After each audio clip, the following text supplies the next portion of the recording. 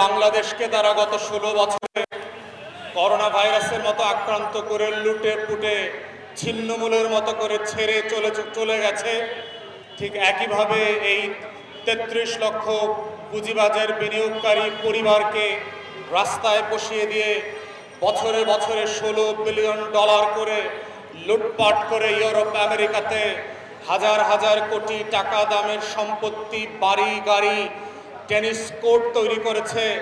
যখন আমার লক্ষ লক্ষ পুঁজিবাজারের বিনিয়োগকারী ভাই বোনরা খেতে না পেরে আত্মহত্যা করছে, দিনের পর দিন প্রতিবাদ করছে, মাসের পর মাস বিনিয়োগ ফিরে পাওয়ার জন্য, পলিসির জন্য আন্দোলন করছে, ঠিক সেই সময়টাতে আমরা দেখলাম অন্তর্বর্তীকালীন সরকার একদল বাটপার লুটেরাদেরকে বিভিন্ন ব্যাংক থেকে এক্সচেঞ্জে বসিয়ে প্রমাণ করেছে বাংলাদেশে যাদেরকে আমরা জুলাই আগস্টের গণ অভ্যুত্থানে রক্ত দিয়ে দয়া করে উপদেষ্টা বানিয়েছিলাম, তারা ৩৩ লক্ষ পরিবারের বিরুদ্ধে যুদ্ধ ঘোষণা করেছে। এজন্য শেখ পরিবারকে দিল্লিতে পাঠানো হয় নাই, এজন্য আওয়ামী লীগকে আমরা গণভবনের জাদুঘরে পাঠাই নাই, এজন্য নতুন নতুন উপদেষ্টা বানানো হয় নাই। তাই অন্তর্বর্তীকালীন সরকারকে বলছি, যেই রাশেদ মাকসুদের জায়গা হবার কথা ছিল জেলখানাতে,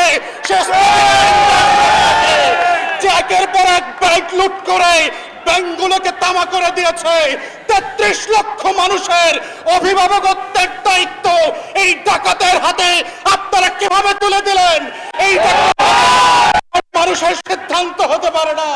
তাই আজকে বলছি, বিল্ডিং এর ভিতরে যেই সকল কমিশনাররা অবৈধভাবে লুটপাটের চেয়ারে বসে মার্কেটের ডাকাতি করবার চক্রান্ত করে যাচ্ছেন, দিনের পর দিন এবং মাসের পর মাস আপনারা অবিলম্বে পদত্যাগ করবেন,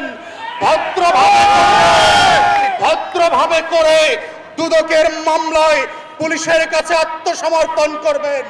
লুটপাটকারীদেরকে পুনর্বাসন করার রাজনীতি বাংলাদেশে আর হতে দেওয়া যাবে না।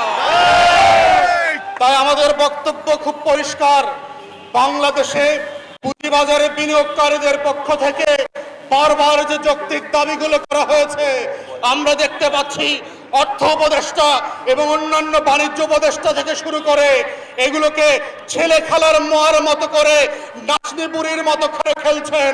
অর্থ উপদেষ্টাকে বলছি, নাচানাচি বন্ধ করেন। আপনাদেরকে আমরা যেভাবে দয়া করে চেয়ারে বসেছি, আবার দয়া উচ্চ করে চেয়ার থেকে নামিয়ে দিতে পারবো। আমাদের বক্তব্য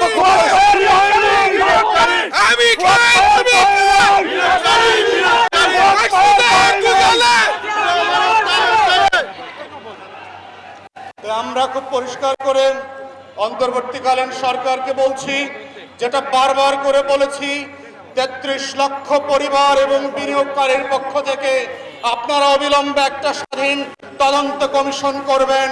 চোর ডাকাতদেরকে আত্মীয়তার সম্পর্কের ভিত্তিতে না, চুরির ভিত্তিতে জেলে পাঠাতে হবে, ডাকাতির ভিত্তিতে জেলে পাঠাতে হবে, দুদকের মামলার ভিত্তিতে জেলে পাঠাতে হবে, শত শত হাজার হাজার কোটি টাকা লুটপাটের ভিত্তিতে এই রাশেদ মাকসুদকে জেলে পাঠাতে হবে। আমরা দেখলাম শুধু রাশেদ মাকসুদ না, এর আগের যে চেয়ারম্যান পুঁজিবাজারকে লুটপাট করে শেষ করে দিয়ে গেছে, যার লুটপাটের প্রপার্টির লেনদেনের বক্তব্য, সিঙ্গাপুরে টাকা পাচারের ঘটনা পৃথিবীর বিভিন্ন গণমাধ্যমে প্রকাশিত হয়েছে, তাকে এখন পর্যন্ত আপনারা গ্রেফতার করেন নাই। তিনি নাকি আপনাদের কোন কোন উপদেষ্টার শাশুড়ি লাগেন, বউ লাগেন, দেবরের জামাই লাগেন। গণঅভ্যুত্থানের রক্তে কোন দেবর ভাবির সম্পর্ক চলবে না। গণঅভ্যুত্থানের রক্তের একটাই সম্পর্ক, সেটা হচ্ছে ন্যায্যতার সম্পর্ক, সেটা হচ্ছে ইনসাফের সম্পর্ক, সেটা হচ্ছে বৈষম্যহীন পুঁজি বাজার গঠনের সম্পর্ক। আমাদের বক্তব্য আমরা বারবার বলেছি, এই কমিশন করে আপনাদেরকে পুঁজিবাজার পরিচালনা পর্ষদের শুধুমাত্র কমিশন করলে হবে না, বিনিয়োগকারীদের প্রতিনিধি নিতে হবে, যাদের পুঁজি তাদের প্রতিনিধিত্বের ভিত্তিতে আলাদা পর্ষদ করতে হবে। কোন সিদ্ধান্ত বিনিয়োগকারীদের বাহিরে পরামর্শ করা ছাড়া সচিবালয়, গুলশান ক্লাব আর ঢাকা ক্লাবে বসে আপনারা সিদ্ধান্ত নেবেন, সেই সিদ্ধান্ত জনমানুষের সিদ্ধান্ত হবে না। তাই এই সিদ্ধান্তের প্রত্যেকটা স্তরে স্তরে পুঁজিবাজারে যারা বিনিয়োগকারী ভাই বোনরা আছেন তাদের সাথে গণশুনানি করতে হবে। এই কমিশনকে পদচ্যুত করে নতুন যে কমিশন প্রস্তাব করবেন সেই কমিশনের সদস্যদের ব্যাপারে এই পুঁজিবাজারের বিনিয়োগকারীদের পরামর্শ নিতে হবে, তাদের আস্থা আছে কিনা। সেই সকল ব্যক্তির ব্যাপারে ঢাকা স্টক এক্সচেঞ্জ, আইসিবি যাদের ব্যাপারে পুঁজিবাজারে বিনিয়োগকারীদের আস্থা নাই এমন কোন ব্যক্তিদেরকে আমরা এই সকল দেখতে চাই না। যদি আপনারা সত্যিই পুঁজিবাজার সংস্কার করে থাকেন, এই টাস্কফোর্সে পাটপাটদের নাম দেখতে পাচ্ছি কেন?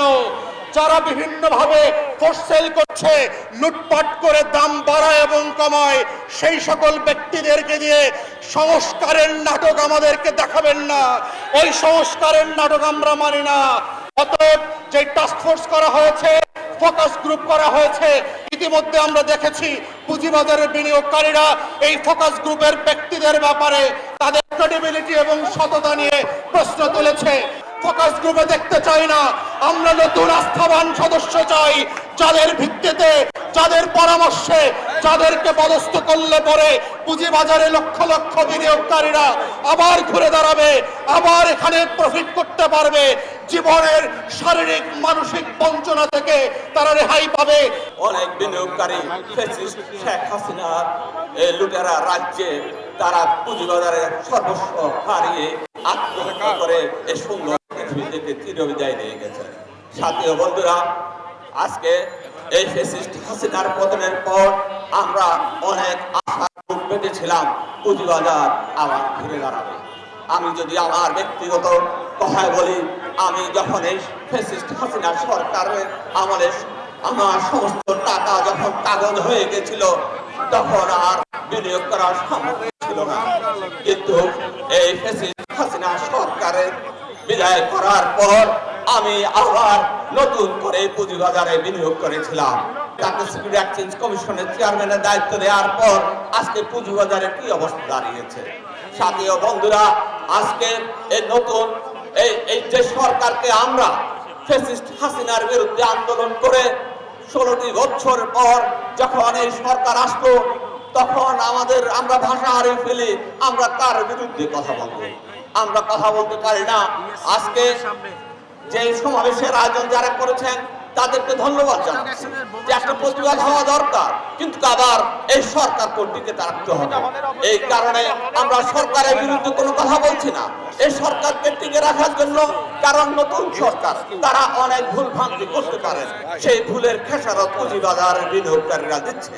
কারণ সিকিউরিটি এক্সচেঞ্জ কমিশনের যে চেয়ারম্যান নিয়োগ দেওয়া হয়েছে একজন অযোগ্য, অথর্ব এবং ফ্যাসিস্ট হাসিনার দোষর তাকে নিয়োগ দেওয়া হয়েছে। আপনারা দেখবেন শেখ হাসিনার সময় তার চেহারার দিকে যদি তাকান তখন তার মুখে দাড়ি ছিল না, কিন্তু এখন তার মুখে দাড়ি লাগানো হয়েছে। আমরা অনেকে মনে করি সে হয়তো জামাত ইসলামের লোক, জামাত সমর্থিত লোক, এই কারণে তাকে এই চেয়ারম্যানের দায়িত্ব দেওয়া হয়েছে।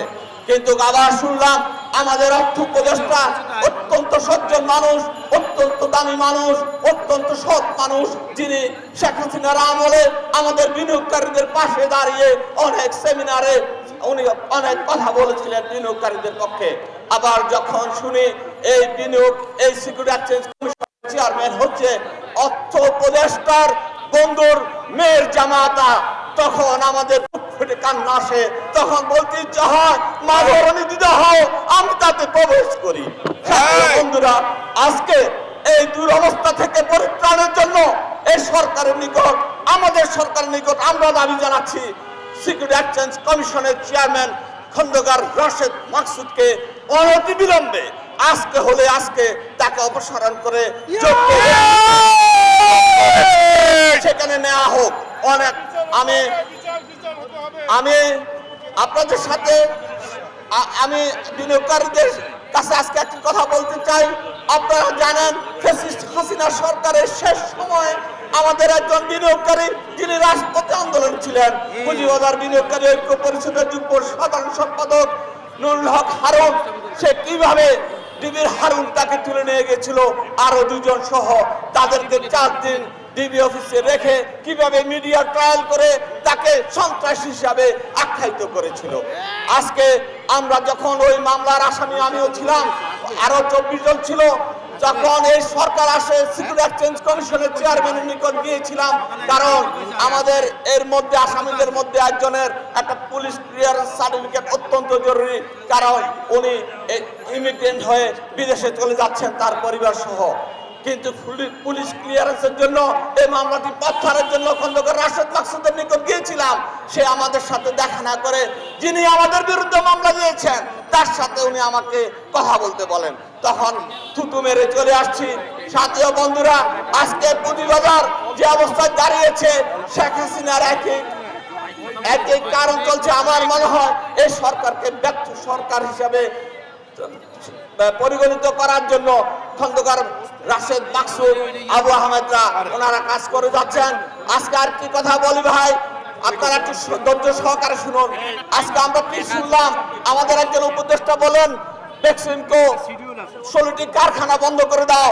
আমরা শ্রমিকদের যখন 42,000 শ্রমিকদের বক্তব্য থেকে শুনেছি, তারা বলল যে তাদের ওই বেক্সিমকো টেক্সটাইল সহ 3টি প্রতিষ্ঠান নাকি 350 বিলিয়ন ডলার তারা গত বছরে তারা এক্সপোর্ট করেছিল।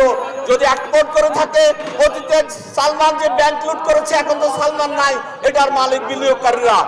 আমি সরকারের নিকট আহ্বান জানাবো, এই বেক্সিমকোর শেয়ার ব্যাংকে হস্তান্তর করা হোক, সালমান থেকে আউট করা হোক, এবং সেখানে এই কোম্পানি চালু রেখে বিনিয়োগকারীরা কিভাবে টাকা ফেরত পাবে। আপনারা বলেছেন কি 500 কোটি টাকা দিয়ে শ্রমিকদের 3 মাসের বেতন দিয়ে ফ্যাক্টরি বন্ধ করে দেওয়ার জন্য, এটা কোনো সঠিক সিদ্ধান্ত হতে পারে না। বিনিয়োগকারীদের টাকা কে ফেরত দিবে? বেক্সিমকো লিমিটেডের টাকা, আমাদের শাইনপুকুর সিরামিকের টাকা, বিনিয়োগকারীদের টাকা, এটা সালমানের টাকা নয়। সালমান এখন কারাগারে তার সমস্ত সম্পত্তি বাজেয়াপ্ত করে। আমি মনে করব, আমি আশা করব আপনারা একটা সঠিক সিদ্ধান্ত নিয়ে কিভাবে বেক্সিমকো থেকে মানুষ উদ্ধার হতে পারে সেই ব্যবস্থা আপনারা গ্রহণ করবেন। সাথীয় বন্ধুরা, আমি আমার বক্তব্য দীর্ঘায়িত করব না। আমি খন্দকার রাশেদ মাকসুদ, আবু আহমেদের পদত্যাগ দাবি করে এই সরকারের নিকট দাবি করছি।